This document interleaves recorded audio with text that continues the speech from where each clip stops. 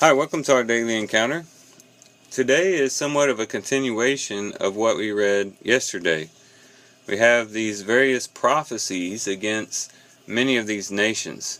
Our reading today would include nations such as Ethiopia, Egypt, Babylon once again, Edom, and Arabia.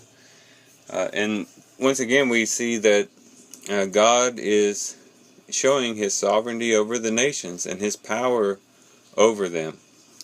And he is basically telling them exactly what is going to happen before it happens, and showing that he is the one who is in control of world events, and that he is a God that is above all other gods. It's not like the gods of the idols that these nations serve.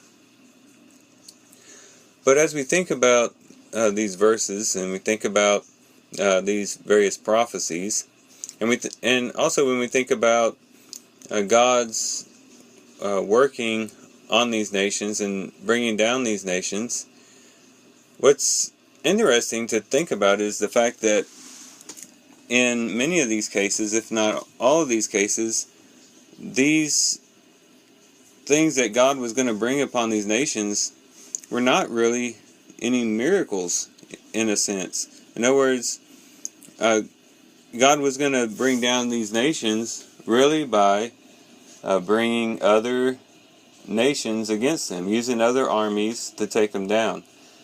In some cases, God would use nature to, discipline and to bring down nations. But typically, what we find in these prophecies is that other armies are coming and taking them over, and you don't really see much of God proclaiming that He's going to do anything miraculous necessarily.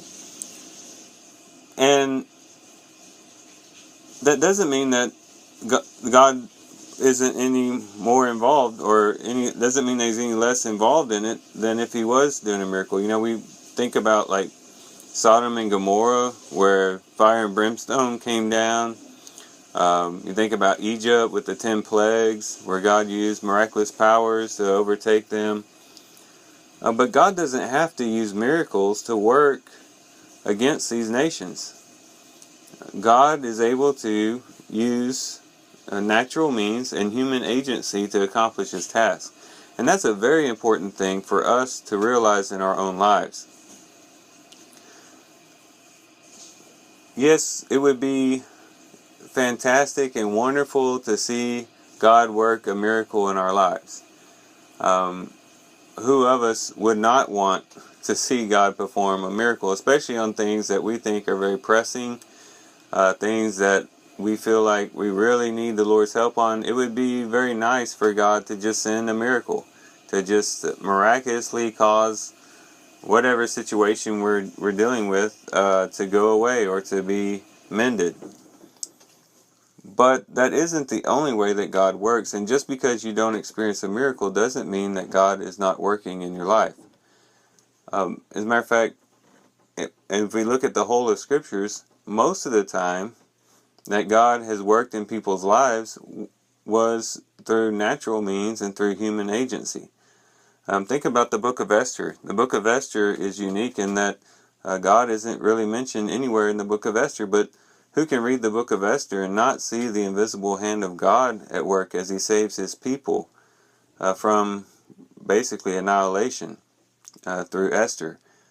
But, it was God behind the scenes, but really no miracles, nothing out of the ordinary as far as anything happening against the laws of nature. But it doesn't mean that God was not in it. And in our lives, God works most of the time in that way, through natural means and many times through human agency. And so when you pray for something, a lot of times it's very easy to maybe overlook the fact that the prayer has been answered, because God does it in such a subtle way, in such a way that is behind the scenes, that sometimes you look back days after and you say, you know what, God answered my prayers on that. Maybe you've experienced that before, but God has many ways of working. Yes, he does still perform miracles today, but that isn't his only means of working.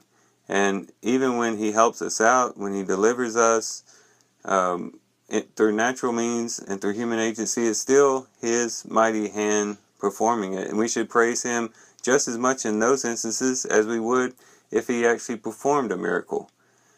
So let's just think about that. Let's think of a God that has many, many various ways of working in our lives. And we should praise Him and thank Him for all the ways that He works. And to just be thankful that we have a God that, one, just pays attention to us, that even listens to us, but secondly, that actually works for our good and works all things for our good. Well, thank you guys for listening in today. I love you guys. Hope you guys have a great day. God bless.